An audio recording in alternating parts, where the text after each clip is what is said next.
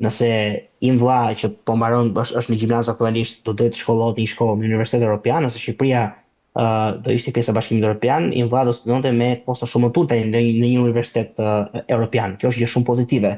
Nga ana tjetër, Shqipëria do të lëvronte goxha fonde më shumë se sa tani për të rritur standardet e jetesës të gjithë qytetarëve. Kjo është një gjë shumë pozitive.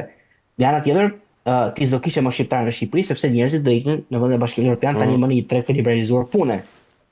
Sovraniteti i Shqipërisë do të shkonte në kanal, Brukseli do të qeverisë Shqipërinë. Mjafton të shohim atë se çfarë ndodhi me Greqinë, ë? Mos ta harrojmë këtë. Dhe me Greqinë që është një vend që të paktën ka një farë sovraniteti kulturor, se grekët të paktën ka një kulturë që mund të referohen, kurse ne nuk e di çfarë kulture kemi. Dhe kanë 33 milion kulturë akoma. Kanë 33 milion turistë në vit, 3 herë më shumë se popullsia e tyre. Pra për të thënë edhe fuqinë e sektorëve të rëndësishëm të ekonomisë tyre, ë? Patjetër, Shqipëria ka përfitime nga Bashkimi Evropian, nuk ka diskutim këtë gjë, por të mos na gënjejmë mendja se ne jemi një vend evropian. Kulturalisht apo në raport të standardeve, ne po futemi sepse lipset në këtë moment që Bashkimi Evropian të zgjerohet dhe i vetmi cep i Europës që s'ka ngel pa fut në BE jemi ne, kështu që Qartë. Na ka ardhen e dita. Jo, e di pse doja ta diskutoja me ty sepse dua realisht kuptoj se kujt i flasin politikisht këta zyrtarët burokratë të Bashkimit Evropian sa herë që vinë këtu në Shqipëri. Unë jam shumë kurioz ta di. Se për shembull amerikanët e kanë shumë të qartë se kujt i flasin politikisht, në varësi të palëve politike, të krahëve politik. Ndërsa unë këta si kam kuptuar asnjëherë kujt i flasin politikisht. Ka një gjuhë të drunjë të tmerrshme, pa kuptueshme.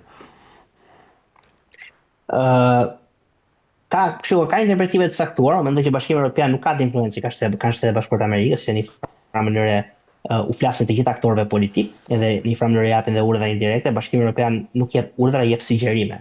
Në këtë mënyrë që SBA jep urdhra, Bashkimi Evropian jep rekomandime, jep sugjerime, kuptohet ata kanë njeriun e tyre në Tiranë.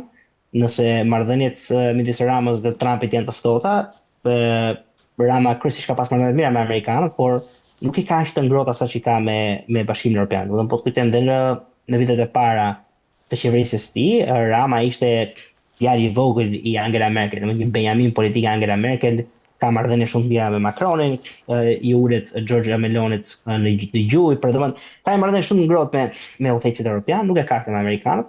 Kështu që në këtë kuadër është interesi i Bashkimit Evropian që faktorët politikë si puna e Edi Ramës të forcohen, jo vetëm në Shqipëri, por edhe në vende të tjera, në mënyrë që realisht Shqipëria ka një protektorat i plot evropian. Aktualisht ka influencë turke, ka influencë amerikane, ka ndoshta influencë nga vende të tjera, por që ketë komplet protektorat evropian. Qartë. Ky është qëllimi. Mirë, dua të flasim edhe për një zhvillim që do të ndodhë ditën e nesërme, kur në Tiranë këtu do të mbahet një tubim, një protest, mund ta themi, në mbështetje të ish liderëve të ushtrisë çlirimtare të Kosovës, që ndodhen aktualisht në proces gjykimi në Hag të Hollandës. E veçanta e këtij tubimi është se do të marrin pjesë të gjithë mbështetësit e ushtrisë çlirimtare të Kosovës, të komandantëve të ushtrisë çlirimtare të Kosovës, jo vetëm nga Kosova, por edhe nga Maqedonia e Veriut apo kudo tjetër ku ata mund të jenë. Të duket pak e çuditshme një çuditshëm një zhvillim i tillë Ruel, si analizoni atë që do të ndodh nesër? Jo, nuk më duket e çuditshme. Mendoj që është tubimi i nesër reflekton në fakt përplasjet politike që sot ekzistojnë midis botës shqiptare. Nëse mund ta quajmë këtë hapësirën ku ka shqiptar ose dhe shqipfolës në Ballkan, bota shqiptare. Në bota shqiptare ka disa faktorë politik. Faktori kryesor politik është Tirana zyrtare, që aktualisht dominohet nga Partia Socialiste dhe nga zoti Edi Rama, që është kryetari i Partisë Socialiste dhe kryeministri i vendit. Përplasjet më të mëdha, zoti Rama i ka me kryeministrin e Kosovës, njerëz dhe lidhen e partisë më të madhe në Kosovë, lëvizjes vendosë, zotin Kurti, dhe ka një luftë të ftohtë midis tyre për arsye të cilat janë pragmatike por dhe ideologjike. Cilat janë këto ti sqaroj pak për publikun këto dy rrafshe të analizës. Në aspektin pragmatik, zoti Rama ëndërron që të jetë presidenti i Shqipërisë së Madhe një ditë. Një ambicie apo një ëndër që e ndan dhe zoti Kurti. Edhe Kurti, duke qenë një nacionalist shqiptar i Kosovës, kërkon që të mos qeverisë vetëm Kosovën, por të qeverisë Shqipërinë e Madhe. Jetë ai djali nga Kosova që i qeverisë Shqipërinë e Madhe. Ka një përplasje interesash.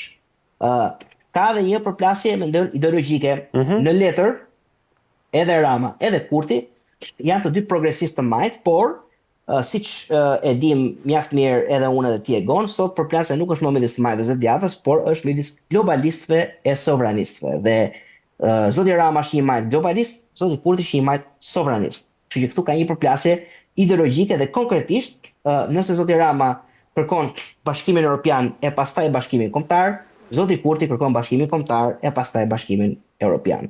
Kështu që ka jo vetëm një përplasje pragmatike, por ka dy vizione të ndryshme në raport me si duhet qeveriset shqiptaria dhe cili do jetë kohezioni gjeopolitik dhe konsensusi i politikës jashtme të faktorit shqiptar në Ballkan. Si lidhet kjo me UÇK-n? UÇK-ja dhe udhëheqjet e saj janë kundërshtar të thekur të zotit Kurti. Zoti Kurti ka bërë një karrierë politike nga demonizimi i UÇK-s, i ka quajtur hajna, i ka quajtur të korruptuar, i ka quajtur argat të shtetit serb etj etj. Në këto kushte, zoti Kurti ka një rivalitet me UÇK-n. Në një farë mënyrë armiku tim është miku im, sipas zotit Rama, dhe me këtë logjik Hashim Taçi, Kadri Veseli, por edhe ilustrat tjetër të UÇK-s janë në mënyrë inherente aleat të zotit Rama, e të Partisë Socialiste. Pra, kemi edhe një luftë proksi nëse mund ta quajmë diskutin e Ramës, e cila manifestohet si me zgjedhjet në Maqedoninë e Veriut, por manifestohet dhe me gjykatën speciale të Hagës dhe me mbështetjen që Rama po jep UÇK-s dhe luftës ligjore të UÇK-s ndaj gjykatës në Hagë dhe mos mbështetjes që Kurti po jep kësaj të fundit. Kështu që unë këtë protestë të UÇK-s e shoh jo vetëm si një çështje idealistike, ku ka shqiptarë cilët e konsiderojnë UÇK-n ushtri shqiptare dhe normalisht si shumica e shqiptarëve mbështesin, por dhe një çështje ose një manifestim konkret të përplasjeve të interesave politike, pragmatike, ideologjike të faktorëve të ndryshëm në botën shqiptare. Po, nëse është kështu siç thua ti, është ky një zhvillim i mirë për interesat e botës shqiptare në tërësi, apo është një përçarje e cila nuk i nevojitet? Duke marrë parasysh këtu edhe po them kundërshtarat tonë në interesin kombëtar që është bota serbe, për shembull.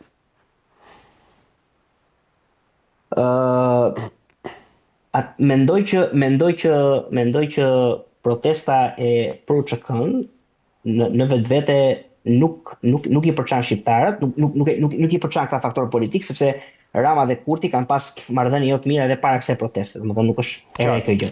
Dhe mendoj që protesta për amnistimin e luftarëve të UÇK-s është shumë pozitive.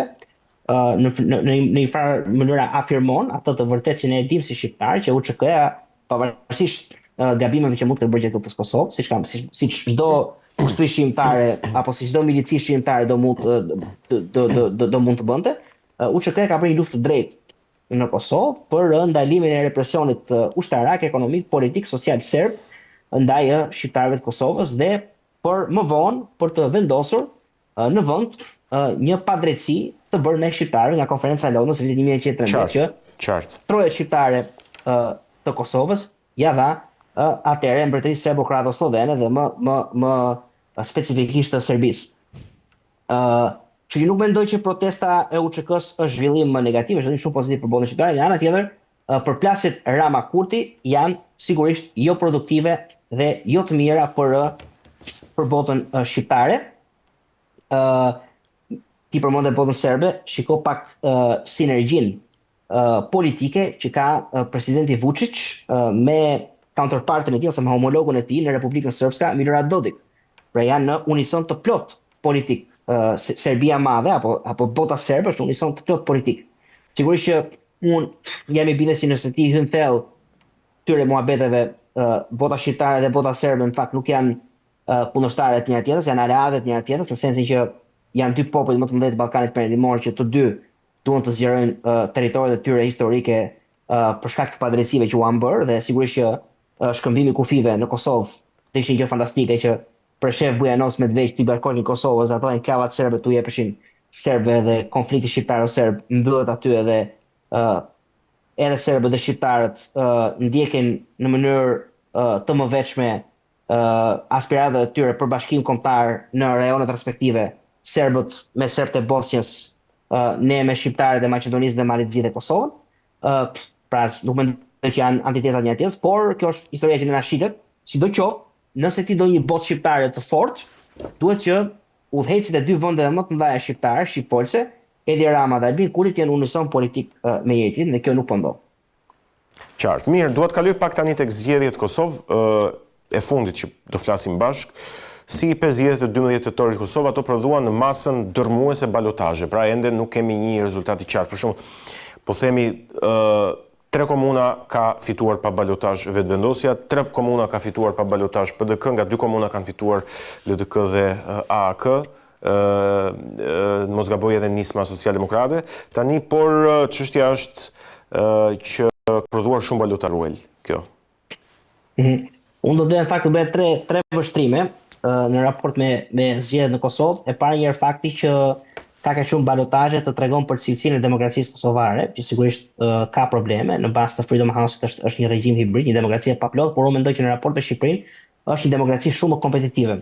Nëse në Shqipëri pluralizmi politik është asgjësuar, ti ke sot një hegemon politik si Partia Socialiste, në Kosovë ka akoma balotazhe, ka akoma rezultate të ngushta, ka një sër faktorësh politik të cilët marrin vota që prodhojnë përfaqësim, qoftë në Parlamentin e Kosovës, në Kuvendin e Kosovës, qoftë në Asambletë Komunale, që është versioni i Këshillit Bashkiak, dhe sigurisht që ne e dimë mirë nga shkenca politike që konkurrueshmëria politike është një prej themeleve kryesore të një demokracie të shëndetshme. Nuk mund të thuash ti dot që janë demokraci, ndërkohë që ti ke konkurrueshmëri politike. Domethënë dhe Putini për shembull në Rusi ka parti atje, po Putini merr 85% të votave. S'është demokraci, pra s'ka konkurrueshmëri politike.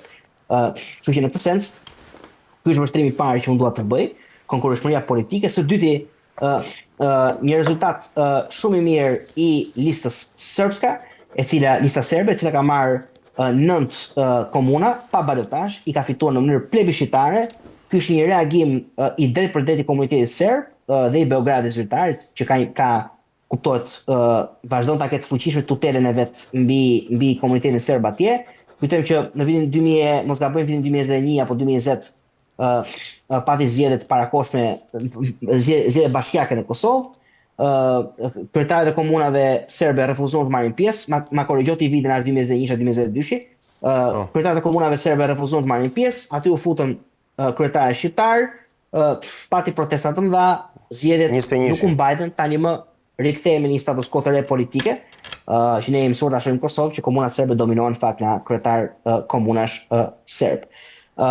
Dhe vështrimi i tretë që unë dua të bëj, gjë që më është konfirmuar dhe nga shumë analistë politik në Kosovë, është rezultati i dobët të lëvizjes vetëvendosje me 3 komuna të fituara. Në balotazh lëvizja vetëvendosje është e dyta në shumicën e komunave, pra nuk i fiton dot ato komuna. Pak sipas sondazheve, sepse zgjedhja në nëntor ka akoma fushat për tu bërë. Dhe mendoj që ky dërmim i vetëvendosjes në zgjedhjet lokale tregon pak kënaqësinë që popullata ka me Kurtin për shkak të sanksioneve dhe izolimit të Kosovës, që mund të sjellë shumë shpejt në zgjedhjet e parakohshme në Kosovë, që unë mendoj do të prodhojë një qeveri tjetër nga ajo e Albin Kurtit. Por të presim e të shohim.